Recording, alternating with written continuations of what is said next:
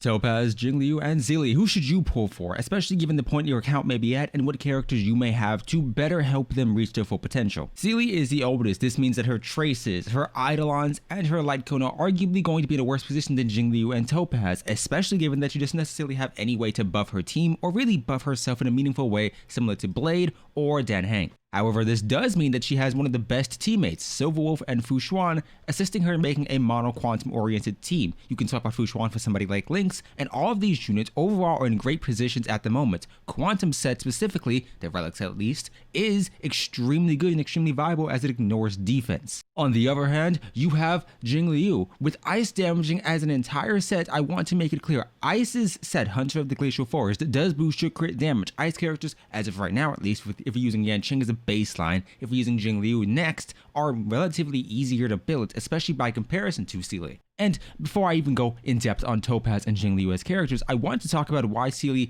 may fall flat in comparison to either one of these two, even though she's still a good unit. A lot of the current characters buff their own crit damage or crit rate. Here we have crit damage, here we have crit rate in eidolons and small traces, and if we're looking at his eidolons as a whole, you have essentially increased damage, which also increases his crit rate or crit damage as well. You have immediate action forward. Seele, by comparison, only has speed bonuses here. She has a crit rate bonus, but this is something that not necessarily appears in her stat distribution and her stat window, meaning that it doesn't necessarily allow her to potentially reach set baselines like Arena with this 70% or above. And so something else you need to consider is that compared to somebody like Blade or somebody like Dan Heng, the light cones that she has access to and her signature light cone is arguably more restricting than either one of theirs. Blade just needs to take damage and he gets crit rate automatically.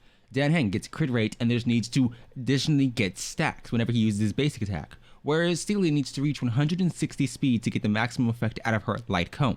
This is more limiting. She also, theoretically at least, has an easier time reaching that with her E2.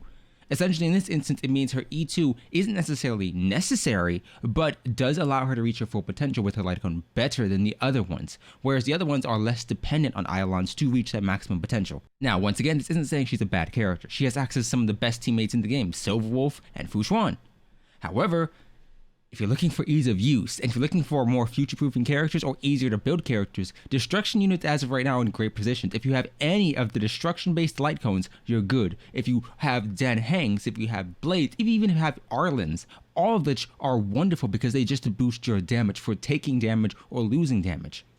In Arlen's case, it just boosts your damage if the enemy has more HP than you, which works for the vast majority of the fight, especially if you're pairing her with somebody like Fu Xuan to allow you to increase that survivability. In comparison to Hunt's characters, Seele may be a Hunt character, her light cone may be good, but let's look at the flexibility of this light cone. 160 speed isn't something many of you will be achieving without Asta or without a speed buff. Jingliu isn't a Hunt character, so ignoring her, you're limited to Yanqing, limited to Topaz, and Seele as your primary options. And if you're looking at it from that perspective, this isn't necessarily a very flexible light cone.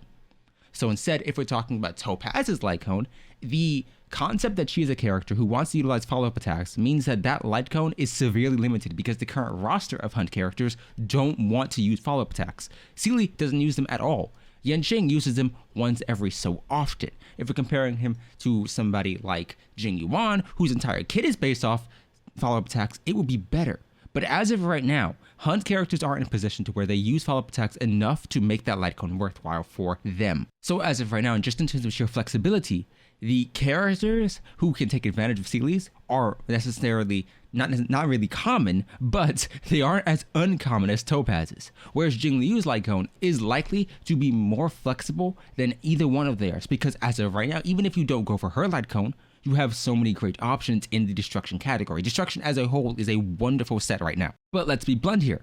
Ice characters like Jingliu will have great teammates. Silverwolf, if you want to make that a mono ice-based team essentially, because she's only going to be able to apply either quantum or ice, and with 3 other ice characters, you're in a good position. Pela, for example, has great eidolons, great buffing potential as a debuffer, and you have Japari to keep your entire team alive. Overall, Jingliu has wonderful teammates she can slide in next to and replace Yanqing in this instance, making this team pretty exceptional, especially given that somebody like Pela's buff, or specifically her ultimate, which is an AoE defense debuff, is an AoE oriented attack. This means that she has arguably a bit more value than someone like Silverwolf, who only applies a debuff to one enemy at a time. Topaz is in an arguably similar position because you can make a mono pyro team or a mono fire team. If you're replacing Hook with somebody like Topaz, who is a fire character, you realistically can make a pretty good team because Himiko is fire. Himiko does use follow-up attacks, and you have the Fire MC as preservation, and your Harmony character in Asta, who does do a bit of attack buffing and speed buffing.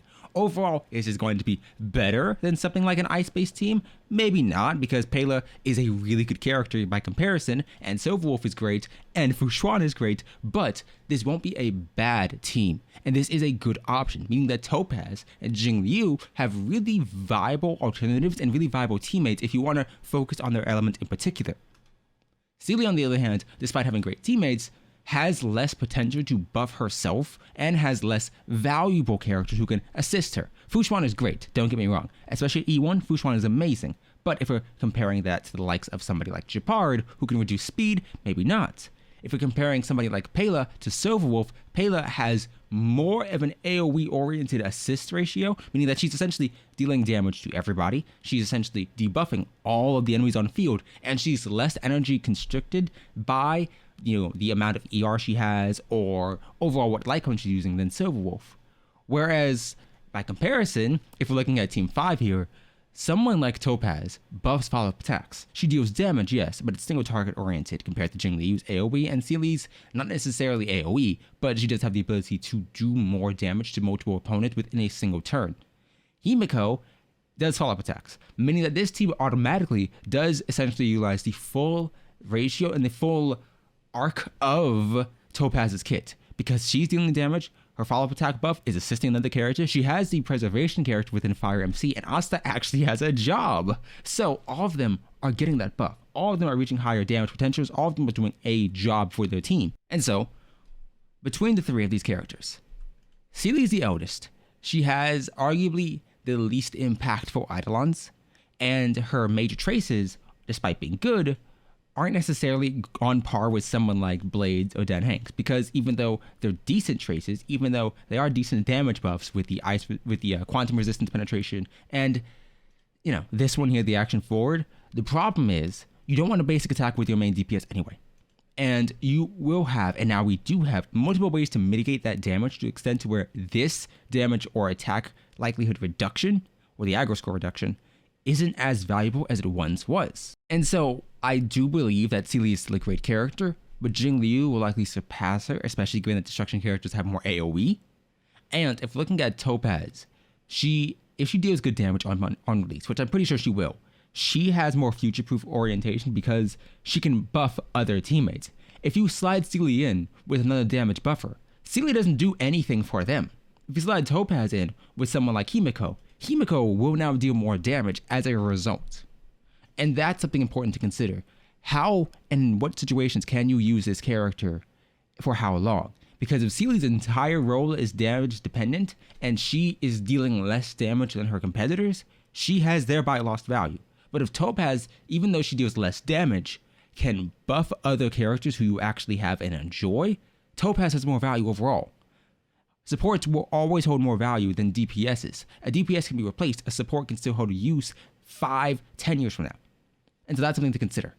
I believe that your top priority should be Jingliu first. I'd say Seele if you lack a good DPS and you want that, and you are aware that she may not scale as heavily towards endgame content, at least as of right now, especially with the tankier enemies, because she does want to proc Resurgence. But Jingliu is probably the best pick, especially given that Ice teams overall are good and the Ice set is good and she's likely going to buff her own crits. Topaz is good if you have Himiko. If you want and intend to, and know you will be getting characters who use follow-up attacks in the future, erudition characters specifically, yes, Topaz is a wonderful pick. If not, I'd say Jingliu, then Seele. And then you can skip Topaz if you really don't care for fire, if you really don't care for follow-up attacks, and you don't like her design. I like it, it's kind of cute, I'm skipping though. I don't need any more units as of right now. But tell me your thoughts down below, and I'll see you next time. Goodbye.